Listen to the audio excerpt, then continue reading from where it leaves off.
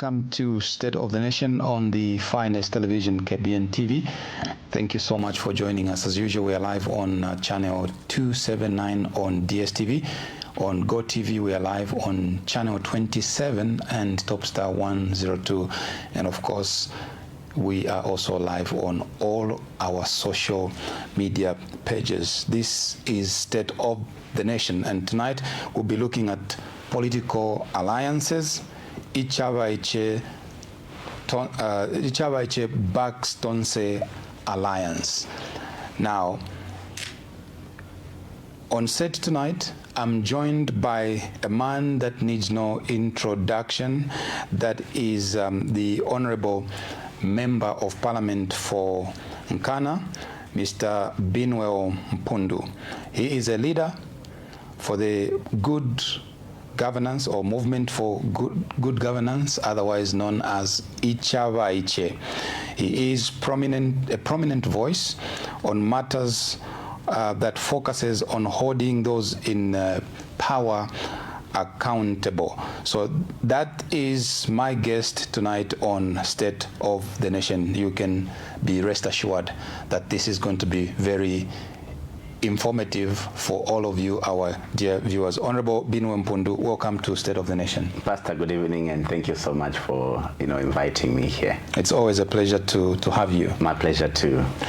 I mean, so much is happening in the political space, and you have been dominating headlines since you made that unexpected decision to hold hands with the Tonse Alliance movement led by Honorable Member of Parliament from Porokoso, Binwell Mundubile. I'm sorry, BB. Honorable Brian Mundubile, otherwise known as BM8. First of all, what prompted you to make such a sudden switch? So, there's a lot of dynamics playing out in the politics today. One day, it seems to be swinging this direction. The next day, it's swinging that direction. But perhaps it would be important to put a few context to this conversation. 2 years ago, myself and colleagues, friends. Here I include Honorable JJ Banda, who is now in exile, Honorable Munia, who is incarcerated, Honorable Chonde of Milenge, Thomas Sipalo, aspiring candidate for Munali, as well as Iris Kaingu, sat together and agreed to have what we called a special vehicle that would carry on board young people. Remember, for a long time, young people have not had the necessary recognition in the political arena, particularly when it comes to sitting down on the table of decision making. It can be said very clearly that the politics of Zambia has classified young people, relegated young people to only being spectators or tools. They are often the ones used for donkey work, if you like to call it that way. So with the experience that we've had, myself as an example, having done all manner of work for PF, I was ignored in the 2016 adoption race. I was ignored in the 2021. After the 2021 rejection is when I said to myself, I think that this is a one-sided relationship. The old people would only want to use us. When we ask to be included, they are not ready. That is what gave birth to the idea of young people now creating a special vehicle that will now onboard all those young people who have dreams of serving in politics, of course with positions. And so over the last 2 years, we've been building this dream. And I can safely say, when ichabaice has now spread, I think there's no corner of this country where ichabaice is not being spoken about. We've done all we needed to do to establish this name, to spread it. Of course, limitations have been there. Remember, we have been mobilizing young people. Okay, the challenges of young people. They lack the technical know-how to navigate, political complexities. They also don't have resources. Remember, much of the support towards politics financially comes from the members. But here, we've been mobilizing young people who have got nothing. to offer in terms of resources. So when it comes to resources, we have actually struggled to a point that our growth has actually been inhibited because of the lack of resources. We've reached out, but as it were today, those who sponsors politics are more interested to see whether this is a viable, undertaking. And when you talk about young people, very few people have, that appetite to want to sponsor young people, because over the years young people have actually been labeled, they are not ready, they are a waste and stuff like that. Right. But today we are facing an election that is, I like to say this, very different from all these other elections.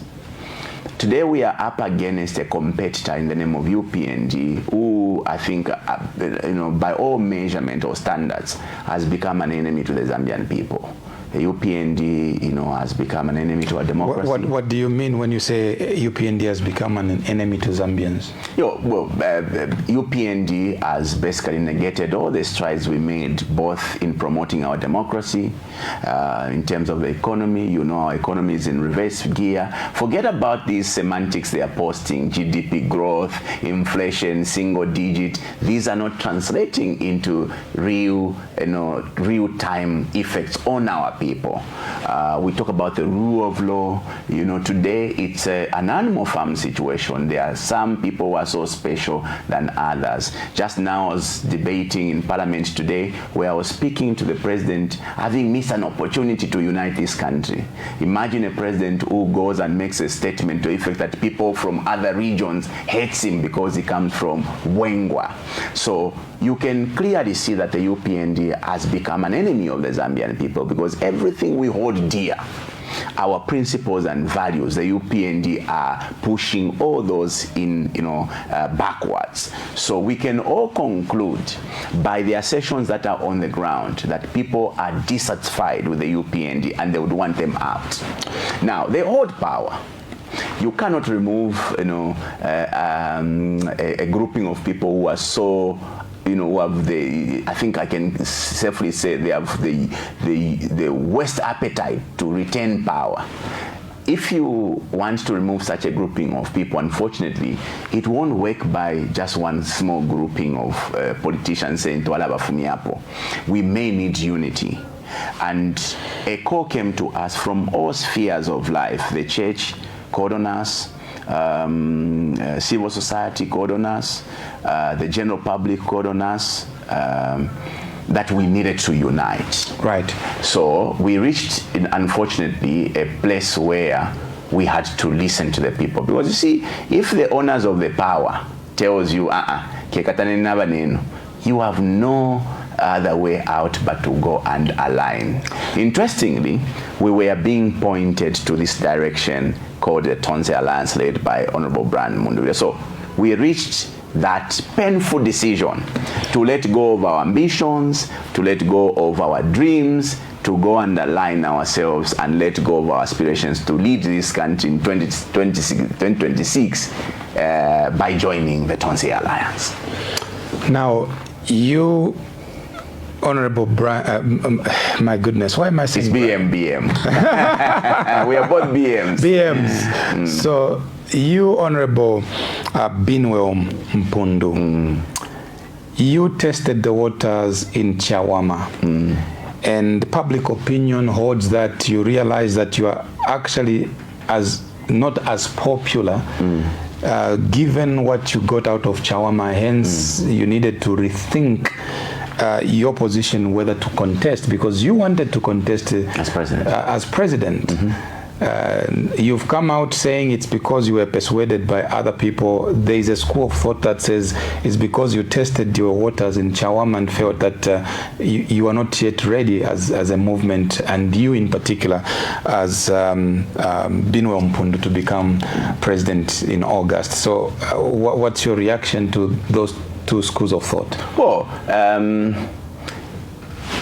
people are entitled to make different assertions and conclusions, but I can tell you, we as a movement for good governance actually needed that loss in Chawama. I remember sitting down with our young people telling them we are going to lose this election just before we could even make the announcement that we are going in there. Why?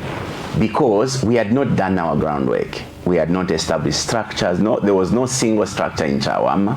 We had not done any mobilization in Chawama. Remember, when we go into an election and we are having those campaign meetings, rallies and all those, the people that shows up for those meetings and campaigns of elections are not your voters. Okay? The voters are those that subscribe to your grouping before the elections. We hadn't done that homework, and we knew when we were going into that election that we were going to lose it, or rather lose it, yeah? But the young people of the movement insisted they needed to have the experience. So we took that gamble, knowing fully that we would perform very badly, but we needed to give a real-time experience to our members to know what it means. Now, guess what has happened? After that loss, it now dawned on our members that we needed to do the needfuls. As we speak today, if an election was called in Chawama, I can bet my life would have a resounding victory there. Because as we speak now, structures are up. Members have already been tasked to begin to create, branches and all this. So if there's anything we needed on our journey, was that loss. Because it spoke to realities. It spoke to the need for us not to go into an election just for show, but to go into an election well prepared. Now, today, I can safely say, and I've said this, though others holds it as very ambitious statement, we arguably could be one of the biggest political grouping there, going by the members who have come forward to become part of our membership, records. Remember, when you want to be part of ichabaice, there are two things that would happen. You subscribe, you become part of our WhatsApp groups. We have over 500 WhatsApp groups with a membership exceeding 1 million now. But those are not our members, because we realize some of those sitting on our WhatsApp groups are actually, enemies who have basically come to spy on us. Others have been sponsored to come and bring confusion. So we introduced another step. Now, becoming a member means you have to register. So there will be a link, a Google link that you will prompt your details for you to now be registered. As of 2 days ago, our membership is standing at 627,000 members. Now, by that number, I bet there's no other political grouping that can boast of having a membership like that. Remember, our political system is that it is very difficult to quantify your members. No, I think you have been beaten by State Council John Sangwa's online register is exceeded 800,000. Well, we are in excess of 1 million. No, you are saying now you are at 600,000. Those who have now gotten membership cards, right, are 627. If Honorable Sangwa or Mr. Sangwa has gotten over 1 million, then I concede is bigger than we are. But I was trying to suggest that we could arguably be one of the biggest political grouping going by those numbers. In your current state as ichabaice and having gone to hold hands with the Tonse Alliance, what kind of firepower do you think you are contributing to Tonse Alliance in its aspiration of forming government in August this year? First of all, this election of August, just like the election of 2021 is about the women and the youth. We like it or not, they are the ones who are going to command the narratives and the outcome of the August elections. We are a political grouping that appeals to these two marginalized groupings. So us aligning with the Tonse brings on board that mass grouping of people. Remember, upon joining, by the way, you should have seen how massive we saw it online. Our exercise was. We saw it by the way, we actually could have made it much bigger, except our alliance partner insisted we just needed something, small. Okay? So we bring on board, the most important ingredient to winning the next election, which is the youth and the women. We also, bring on board, our little experiences. As an example, I've been around, okay?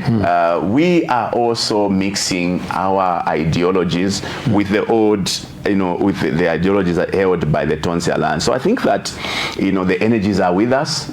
Where I am running, is not where Pastor Mambo would run. Okay, our energies are overflowing. So all these are things that we bring, to the table. Plus, the young people brings innovations and ideas. Today, modern politics dictates that you can't go into an election without modernizing your approaches, and so we bring quite a good riddance onto the alliance. You are on record of having expressed your dissatisfaction from some of your colleagues in Parliament who voted for the infamous Bill 7, which is now law.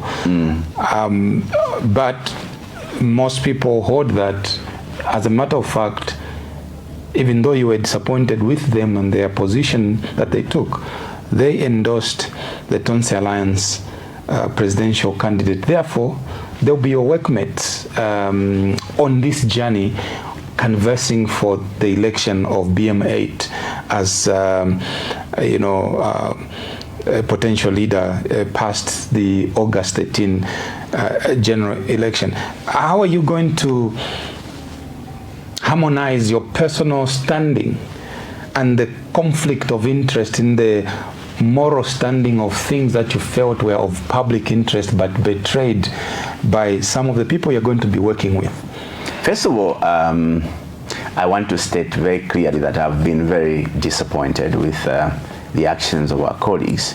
I have also said on several forums that I somewhat do understand that individually those who voted for Bill 7 could have had their justifications, and because we are human beings, we are capable of making decisions based on our own beliefs and standing at that particular day. But it still doesn't take away the fact that I think that our colleagues needed to have listened to the bigger voice of the Zambian people who insisted no to Bill 7. Now, I have joined Tonse because I believe in the leader who categorically had refused Bill 7. I am not joining a clique of people that supported Bill 7. I am joining because the leader objected and stayed away from Bill 7. What I also do know is that Honorable Brian Mundubile has been a bit distant from those who actually voted for Bill 7. I am yet to see whether there's any who has been embraced at the moment.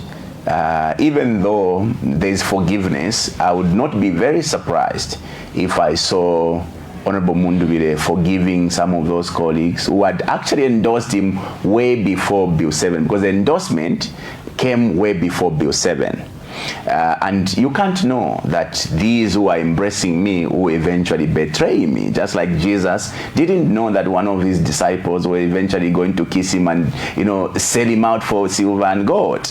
And so Brian is not a superhuman who could have guessed that those who were endorsing him were actually going to betray him. But I think that what rests on the shoulder of Honorable Brian is now to make a decision as to whether do I carry my colleagues or do I go forward. What I would love to see is those who betrayed the trust of the Zambian people to, I think, take a step to make Honorable Brian Mundubile's work even easier or lighter, to go to the public and apologize for the mistake they made, so that it makes it easier to then go to Honorable Brian and say, look, we have been forgiven by the people who would want to work with you. Because what I know is that all of those who voted, they would want to work with Honorable Brian Mundubile, because apparently now he seems to be, the one riding the horse in front of all of us. And so it will only be prudent if you're a politician now to align with the winning team. So yes, to some extent, it will conflict my standing, because I didn't believe in Bill 7 from then up to now. So to work with the people that betrayed us in that manner would be against my ethical standing. But somewhere, somehow, we may have to compromise depending on whether the people will be able to forgive those who went against their stand. Do you think that Tonse Alliance is strong enough, strategic enough, united enough to unseat the UPND in the August election? It is not yet there. It is not yet ready, but it has got every attribute to get ready. You know, already Honorable Brian Mundubile is attracting all manner of politicians, all manner of technocrats. When you go to the Tonse Alliance offices, you meet all manner of technical people there, an indication that everybody has realized that I think we now need to jump onto the same boat if we are to sail through to the shore. So I would be lying if I said today, if the elections were held, Honorable Brian Mundubile would win. But I think that the train is about to take off. The people that are jumping on board, the latest inclusion of ichabaice is a big boost, no matter how you look at it. The movement for good governance, ichabaice, jumping onto the alliance, board is not small, and anyone who wish to underestimate that they're doing it at their own peril. So there's a lot of work to be done. Just this morning I was discussing with Honorable Mundubile that we are sleeping and we need to up our sleeves and get going. So there's a lot of work to be done, and I can assure you, slowly the Zambian people are beginning to see that this is the direction we are going. Because remember, back in the days they were all calling, can we identify one special vehicle, one individual?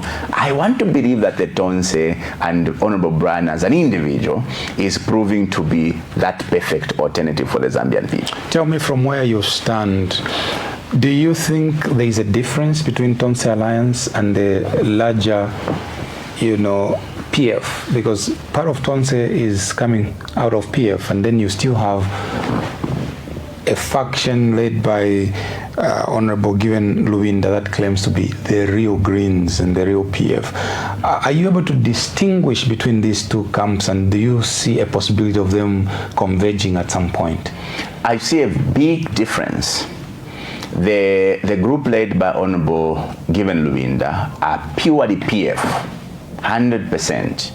The Tonse Alliance led by Honorable Mundubile are a mixture of those who belonged to PF and those who are coming from different spheres of life.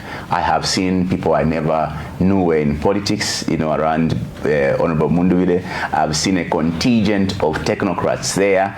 It's a cocktail of what I would call the real Zambian people who are desiring change, because for the first time, Honorable Mundubile is now attracting people who we never even thought would get into politics. And here I'm talking about serious contingent of technocrats who have actually joined in, are already putting together, developmental pieces to make, the agenda solid. Right. So it is a complete different grouping. That is completely PF. This one is a cocktail of different political entities, as an example, FDG, other political entities, not ichabaice. Okay. Right. Let's talk about. I mean, you are a lawmaker yourself, and so you must be, privy to the Electoral Process Act bill, rather, that is under consultation. I am told you will be going on recess, and when you come back, you'll be passing that bill. There are some fundamental changes that have been proposed in there. Are you worried that some of those things may actually disenfranchise even the efforts that you're putting together as ichabaice and Tonse Alliance?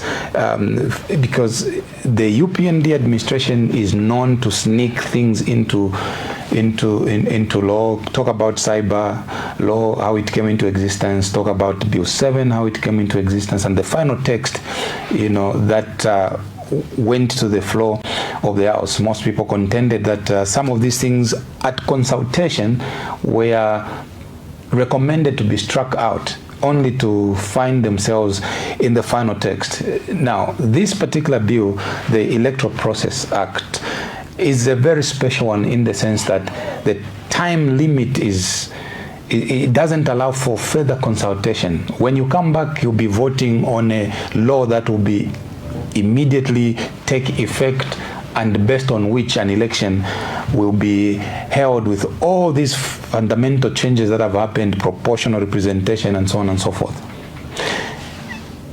Now, in terms of what might be sneaked in there and the chance and window that you might have to stop it and protect the integrity of the elections, you as a lawmaker, BM8 himself is a lawmaker, how are you responding to these public concerns?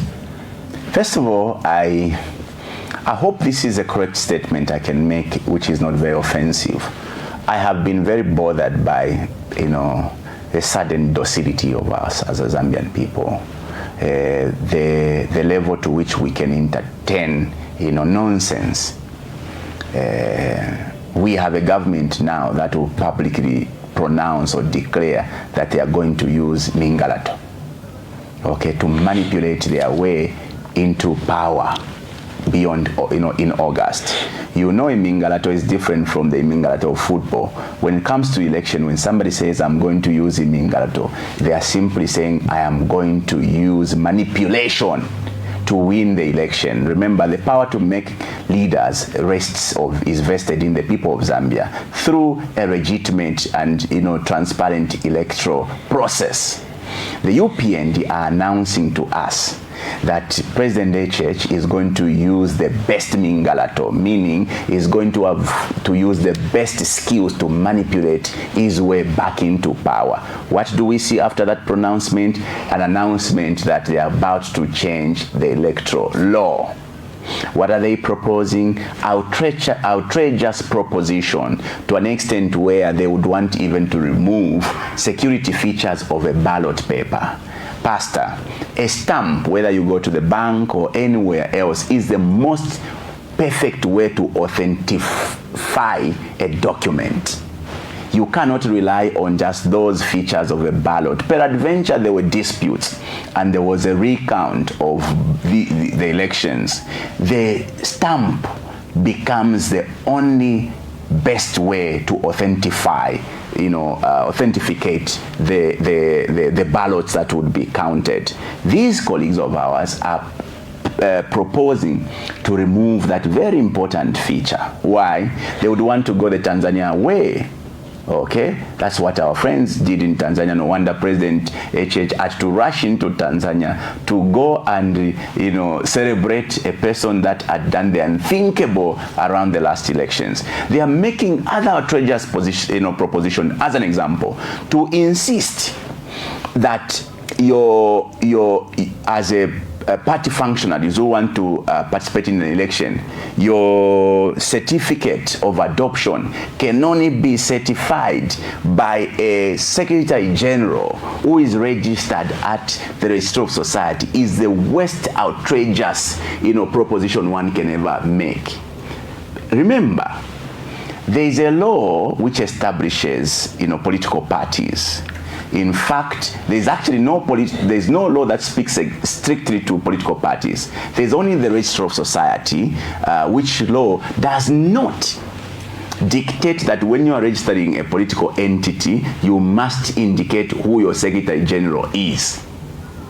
The law does not clearly or outrightly spell out that when you register a political party, there must be a registered Secretary General. That logic understood, Honorable Mpundu. And my question to you is, you would have to argue that in the court of law. But do you... We don't have to.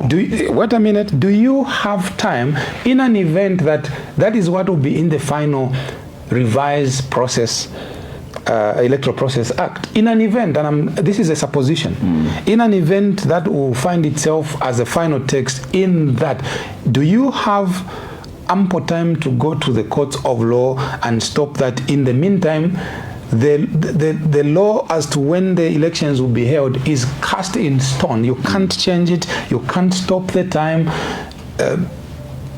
What are you going to do? Is this where you're talking about docility? Exactly. That is exactly. But what do you need to do now? That is, Pastor, my precise point.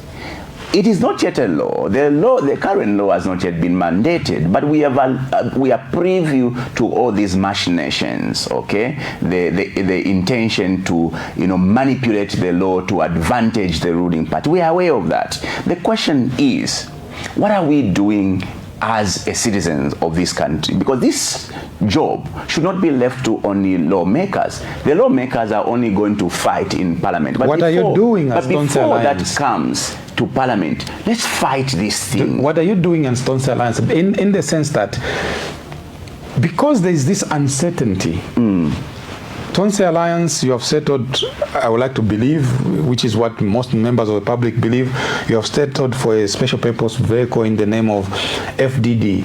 Have you done what the new law is proposing to make sure that FDD is perfect and the register at Registrar of Society reflects your intention, collective intention of where you want to go as a loose alliance? You said this one is very unique and different from PF. It's a collection of different organizations and individuals. Have you done what the new law might dictate for you to do to assure with certainty the voters that come August BM8 will be on the ballot?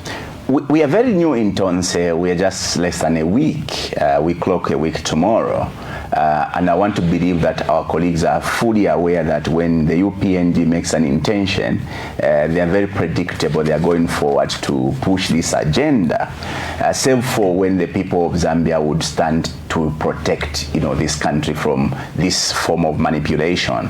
I want to believe that our colleagues in Tonse, which is something that obviously we've been trying to whisper to our colleagues, that there is need for us to be prepared for any manner of eventualities. If the law is going to be changed to dictate that there must be a Secretary General's signature on an adoption, let's secure a Secretary General. Because you see, my biggest fear, knowing the desperation of our UPND, is that they can actually abduct a Secretary General, or they can pay a Secretary General, or they can kill a Secretary General. Are you sure about killing? No. I'm just making, an assumption based. I mean, that's a very strong assumption.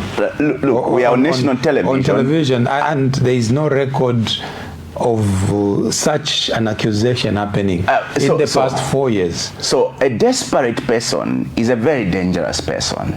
If you have a clique of people who are prepared to change the electoral law in the last minutes, a few months to the election, a desperate person can go to great length. And I'm not insinuating they will do it, but I'm saying chances are that we could see people being abducted or disappearing or being killed or being bought. And remember, by that law, if you have no Secretary General who is recognized at the Electoral Commission of at the Registrar of Society, then you can't have your adoption certificate signed by anybody else. In any case, have you ever heard of an organization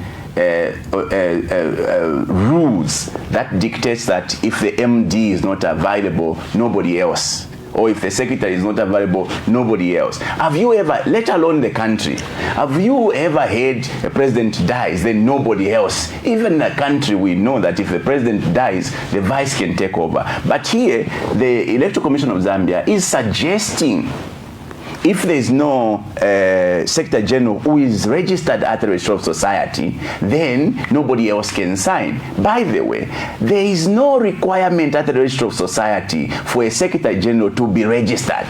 There is no law. So where are they drawing these powers to insist that only the Secretary General should sign when the law at the Registrar of Society does not dictate that you must? Have you engaged ECZ? Have you engaged government? Have you engaged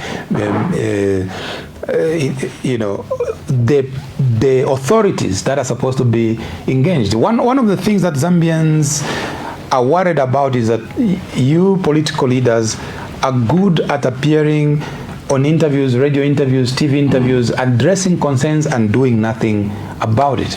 These abantu bachumbu munsholo aba UPND, they are never advised. They don't listen to advice, okay? And I'm just so sad that we are a people who can't hold the bull by its horns, who can't demand the right thing to be done collectively. Because like I said, Pastor, this is not a job of Binwell Mpundu. This is the work of the Zambian people to insist that the law is favorable for a fair, transparent election. You can't have an election with the laws that they are proposing and you want to call it fair. So should we leave it to the politicians? No. The future of our children is dependent on us having credible elections. Who must ensure that there's a credible election? All of us as Zambian people. So when we hear, my job as a politician is to open the minds of the people that it's actually going to affect you, because it will make these people have the leeway to manipulate the elections. If you have leaders who do not have the legitimacy of the people through elections, then you are doomed as a country. So this is not a task of politicians. This is a task of even you as the third estate or the fourth estate, to ensure that this message goes to the people, invoke the spirit of patriotism, where everybody says, let's rise up to go and demand that the right thing be done. Rise up peacefully, I hope. Exactly. But you see, even our law demands that we can go and demonstrate. If I say let's go and demonstrate, it's not unlawful. It is provided for within our laws. So what's your perception of a government that premeditates what I think, if I hear you right, premeditates an illegality and communicates it that we're going to implement imingalato? And in your own words, imingalato means scheming. And finding a way around what the law permits and what the law does not permit. Did I catch you correct? Yeah. So how do you react to a government that communicates its premeditated illegalities that they want to commit against the very constitution it swore to protect? People say that I use strong words. Unfortunately, in my vocabulary, it is very limited. I have no kind words to use on people like YUP, and they are a bunch of criminals. Because whatever it is that they do is pure criminality. Like you say, any government that intentionally tries to manipulate a law to suit evil agendas, they are nothing but a bunch of criminals. If you try to amend the law the way they are trying to amend this electoral law, you cannot be called leaders. You are criminals. So really, I am bothered. I am bothered that despite us talking about what is coming our way, just like we did on Bill 7, educated people, just like we did on cyber law, I went out of my way, as an example myself, went out of my way to speak broadly on different platforms of what was coming our way under the cyber laws. People were looking at me like I was mad. I am still insisting today, Bane, there's no guarantee that we are going to have a fair election in 2026 August if this law is amended, because this law seeks to give by Electoral Commission of Zambia, who are by now known as agents of UPND, based on the fact that all of those who are at ECZ are pure cadres of the UPND, starting from Mazalomes, she's a pure cadre, coming to Mainza Chipenzi, he's a pure cadre. All of those are pure cadres of the UPND who are now managing. I don't think there's Mainza at ECZ. Chipenzi, McDonald's. My apologies for Mainza. McDonald's Chipenzi. All these are known and pure cadres of the UPND who are now managing the elections. But beyond just them being cadres and managing the elections, they are now going an extra mile to now rep the law to suit their evil agenda. Imagine they are proposing to now get the power to disqualify candidates. The power to disqualify a candidate is listed in the Constitution. the Constitution prescribes your qualification. If you don't meet those qualifications, the Constitution itself disqualifies you. If you feels I'm not qualified, you can then go to the courts of law. So the Constitution and the courts of law are the only two agreed parameters around which one can be disqualified. But what are they proposing? They want to have the power today to say, Binwell, you can't stand. You can't stand. Would we be shocked that they will wake up and say, Brian Mundubile, you can't stand? So, and that is the power we want to give them, honestly speaking. We have read somewhere that you, Honorable Binwell Mpundu, you do not intend to seek re-election as a member of parliament for Nkana, and I'm sure the Nkana people who voted for you are watching. Could that mean that you perhaps have cut yourself a bigger deal in Tonse Alliance? What's going to be your position in the Tonse Alliance government if the Zambian people gave you an opportunity in the context that you do not wish, if this is correct, that you do not wish to contest as a member of parliament for Nkana? I'm not a selfish person. I'm a selfless person. I hope I would not be praising myself by stating that. If I was a selfish person, I would have come in Nkana, spent every little way to guarantee myself a re-election.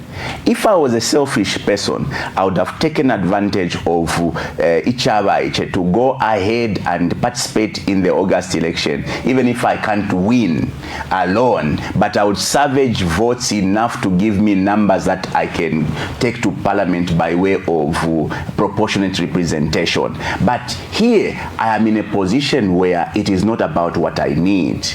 If I'm a member of parliament, I'm going to continue enjoying the allowances and everything else, driving a big car offered by the good people of Zambia. But I have come to a point where this country is under siege. This country needs to be fought for. I am prepared, Pastor, to lay my life for this country, which is why it is not about the position I'm going to get. It is about my ability to fight and to fight for others. I would rather I fight and die to allow others to lead a peaceful country, a country where everybody gets to enjoy. Have I bargained for something in Tonse? Yes. I have bargained not only for me, I have bargained for the contingents of young people that I am leading. For the very first time, I can assure the young people of Zambia that we are going to be sitting on the table of decision making. That cabinet of Brian Mundubile is not just going to be for old people. There will be young people there because I have been there fighting for their spaces. Let's spend the last 5 minutes. I want you to address these two things. Number one, what's your reaction to the presidential address to Parliament when he recently opened the current session, addressing the nation on principles and values? What is your immediate reaction to that address? Pure hypocrisy. The president doesn't know what is on the ground, or intentionally he ignores what is happening on the ground. I'm just from debating in Parliament as an example, where I was saying the president was speaking to his government, promoting unity. You cannot say your government is promoting unity when you yourself as head of state, you are all out making divisive statements. The president is on record saying the other people hates me because I come from Wengwa. How outrageous can a statement be, or how can such a statement build? How can a president who makes such a very divisive statement tomorrow go to Parliament and claim he is promoting unity?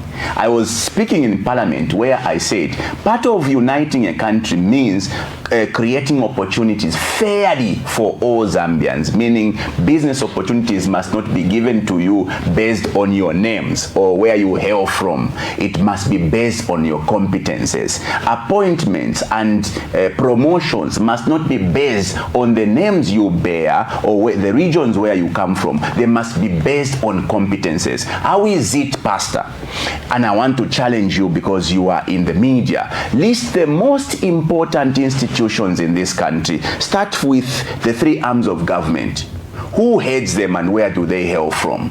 Go to the other very important institutions, the army, the police, ZNS, and everyone. Go to parastatals. They would argue, and they've argued that you were part of government in PF, that you sidelined them in the appointment. Who are those when you say them? The people you are saying check them out. I don't know who, but I have heard people, the UPND say they were sidelined. Who? When they say they were, are they saying it's a region? So you in your submission here saying go and check them out. What do you want me to check?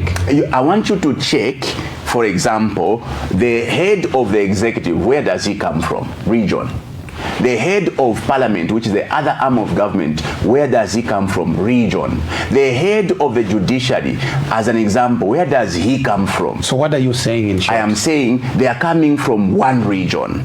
That in itself does not indicate a government that is promoting unity in diversity. You cannot tell me, yes, we know that so and so is qualified. You can't tell me that now the only competent people must come from one household. So the statement of the president in addressing parliament, speaking to national values, remember, the national values are so important that everything about this country is anchored on it.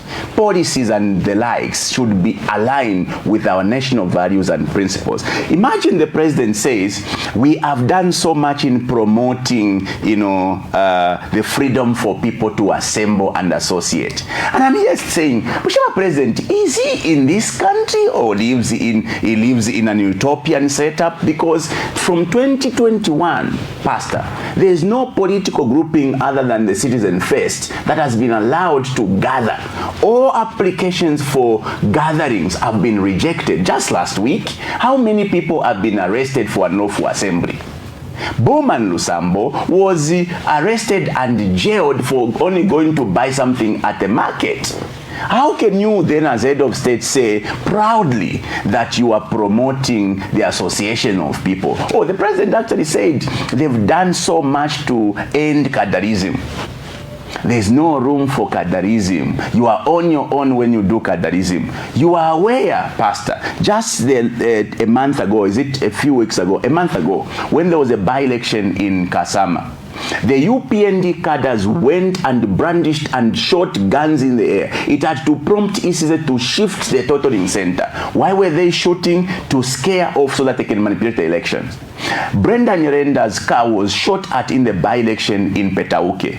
Mutayachalo Honorable's car was smashed by UPND cadres in the election of Petauke. Sean Tembo, president of the PEP, was attacked at a police station in Kawambwa in presence of the entire leadership of the police in Luapula. A young boy called Black Apple was abducted at a gravesite in presence of the people, taken to a site where he was beaten, tortured, and fumed, and they posted. How can the president say they've ended, cadarism and thuggery? The president, unfortunately,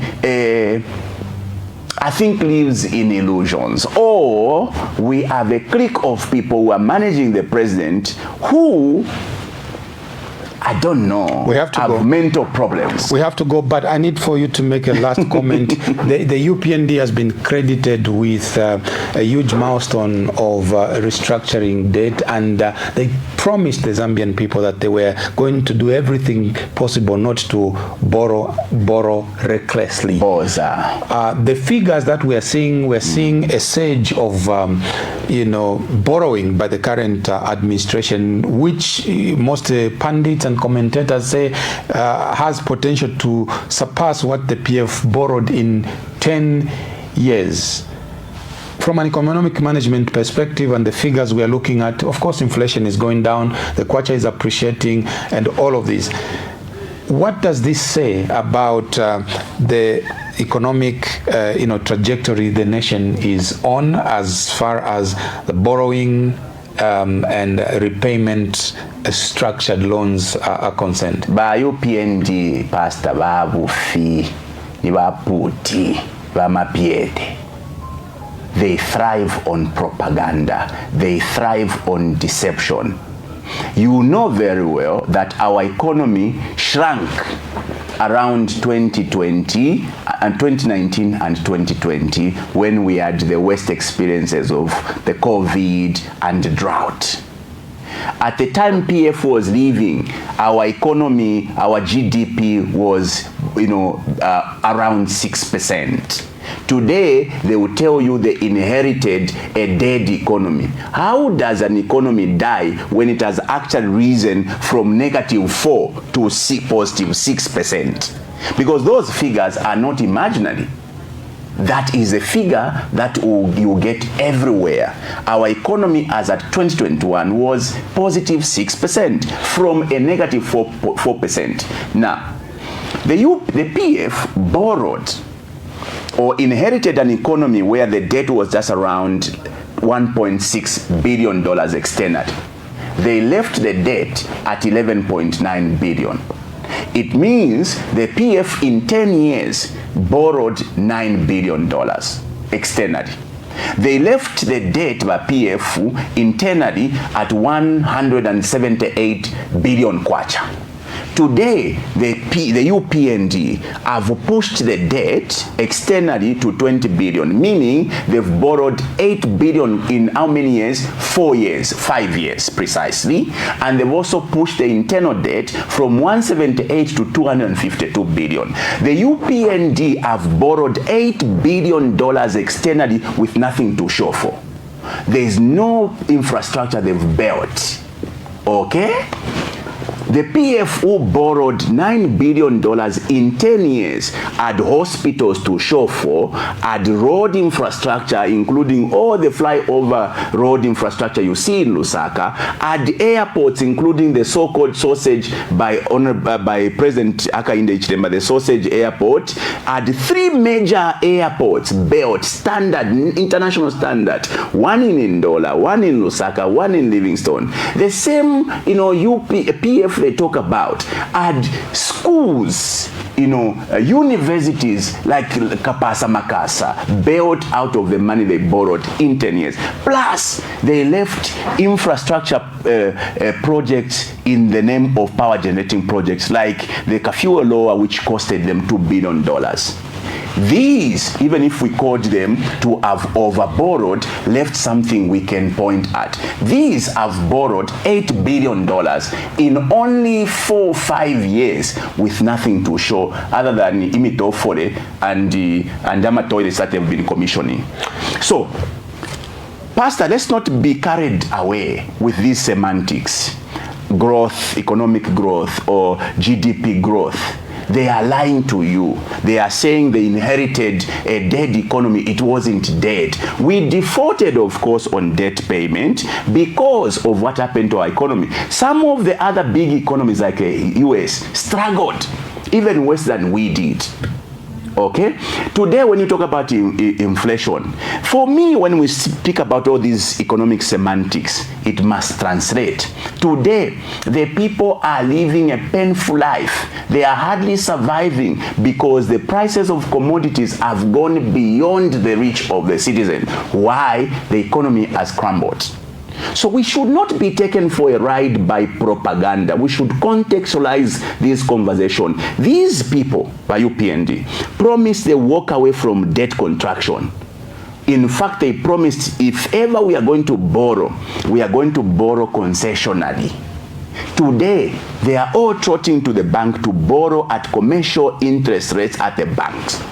The Eurobond we used to borrow under PF was actually even fetching better in terms of interest rates. What they are borrowing here is at commercial interest, and we are going to pay through our noses. These, like I said, are a bunch of incompetent people, something I call a Chimbwino plan. Do you say only that because they're not here to defend themselves? I say that even in Parliament. Or you can bring somebody, one of them, to this platform so that I can tell them their face. I know they are so keen in, cutting us when we speak in Parliament. No, bring, evidence of things that are in public domain. What are you looking for? What are you saying? In closing, what is your biggest disappointment with the UPND administration, even as we go towards elections? The somersault. The biggest disappointment of the UPND is that they've somersaulted. Everything they stood for has turned out to be a lie. All the promises they made to rule by the rule of law, to promote unity, to walk away from debt, to end Kadarism, everything turned out to be a lie. These are a lie. That is my biggest, disappointment. We have so many people who are rotting in jail today. Politicians, on the basis that they don't subscribe to the UPND ideas of governing. Our friends are rotting in jail for not committing any crime. And I can give specifics. Munia is in jail for not committing a crime at all. Yes, Munia, in context, made a very defamatory statement because he failed to substantiate the claim. But where did he make that statement? In a place where we have immunities. In Parliament, sir, no matter what I say, I am protected by the immunities of Parliament. Honorable Chitotela, 3 judges from different regions ruled that he didn't have a case. He's rotting with 10 years in prison at the maximum prison. We have Bowman Lusambo, who goes to the market and is jailed for a year. These are criminals. Who? They've turned out by UPND. You are calling UPND criminals? Do you want me to sugarcoat it? They are angels? No, they are not. Anybody who is as unjust as a UPND is a criminal. Nkana, Member of Parliament, Honorable Binwell Mpundu, has been my guest on tonight's edition of State of the Nation. We've been looking at political alliances and the new marriage between Tonse Alliance and ichabaice. Honorable, thank you for coming to State of the Nation. Thank you very much. Until next time, the Lord bless you and keep you, and indeed may the Lord watch over our nation. The Lord bless you too. Thank you for watching. Bye-bye.